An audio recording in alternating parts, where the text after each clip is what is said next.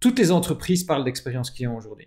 Elles mettent des moyens énormes pour pouvoir se différencier par rapport à leurs concurrents. Effectivement, dans un monde d'opulence dans lequel les clients ont accès en quelques clics à des centaines d'offres concurrentes, l'expérience devient quelque chose de stratégique.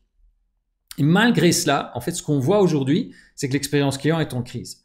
Le dernier rapport de KPMG le souligne, mais il y a également des études d'IBM, de Deloitte, etc., qui confirment qu'il y a un problème.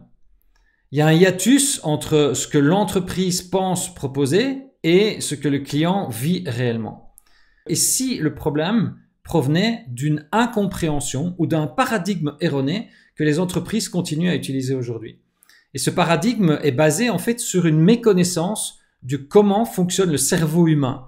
Et donc, on ne peut plus aujourd'hui dire qu'on ne sait pas, puisque les neurosciences nous permettent depuis 2 décennies de savoir que 100% d'une expérience se passe dans le cerveau d'un client. Nulle part ailleurs. Il n'y a pas un endroit dans lequel, autre que le cerveau, dans lequel se passe une expérience.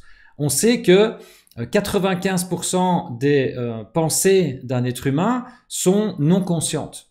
Et que ces pensées sont composées de 180 fonctions cérébrales qui fonctionnent en backstage dans le cerveau.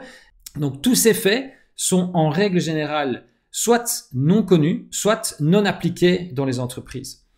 Ce que je vous propose le 18 juin, c'est justement d'aller regarder un peu plus loin comment fonctionne ce cerveau et à travers des exemples concrets de vous montrer comment est-ce qu'on peut appliquer le savoir qui provient des neurosciences pour le rendre concret dans des activités comme les performances commerciales, les performances digitales, etc. Je suis certain qu'il y en a qui vont adhérer, d'autres qui se poseront des questions, donc je vous fais une seule promesse.